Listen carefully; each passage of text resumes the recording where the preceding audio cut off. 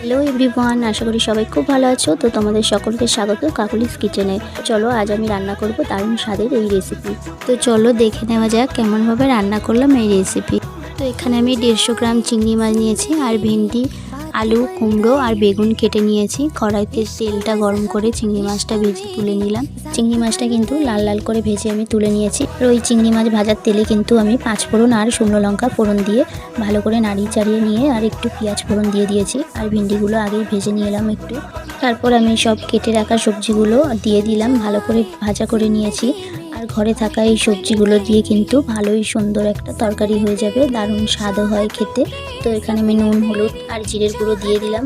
মশলাগুলো দিয়ে কিন্তু ভালো করে কষিয়ে নিতে হবে। আর আমার ভিডিওগুলো ভালো লাগলে একটা লাইক, কমেন্ট আর একটা শেয়ার করে নতুন বন্ধুদের মাঝে ছড়িয়ে দেবেন।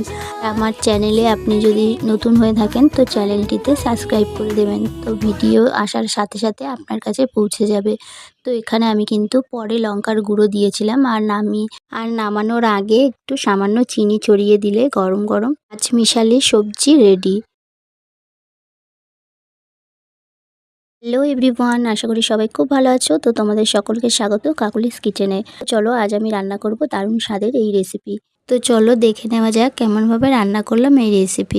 তো এখানে আমি 150 গ্রাম চিংড়ি মাছ নিয়েছি, আর ভেন্ডি, আলু, কুমড়ো আর বেগুন কেটে নিয়েছি। কড়াইতে তেলটা গরম করে চিংড়ি মাছটা ভেজে তুলে নিলাম। চিংড়ি মাছটা কিন্তু লাল লাল করে ভেজে আমি তুলে নিয়েছি। আর ওই চিংড়ি মাছ ভাজার তেলে কিন্তু আমি 5 ফোড়ন আর শুকনো লঙ্কা ফোড়ন দিয়ে ভালো করে নাড়িয়ে চাড়িয়ে নিয়ে আর একটু পেঁয়াজ ফোড়ন দিয়ে দিয়েছি। আর ভেন্ডিগুলো আগেই ভেজে নিয়ে এলাম একটু।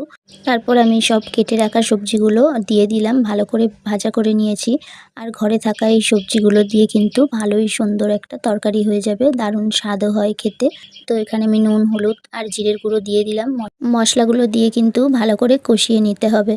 আর আমার ভিডিওগুলো ভালো লাগলে একটা লাইক, কমেন্ট আর একটা শেয়ার করে নতুন বন্ধুদের মাঝে ছড়িয়ে দেবেন।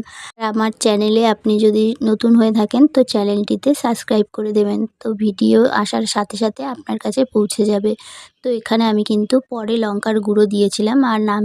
আর নামানোর আগে একটু সামান্য চিনি ছড়িয়ে দিলে গরম গরম পাঁচমিশালি সবজি রেডি।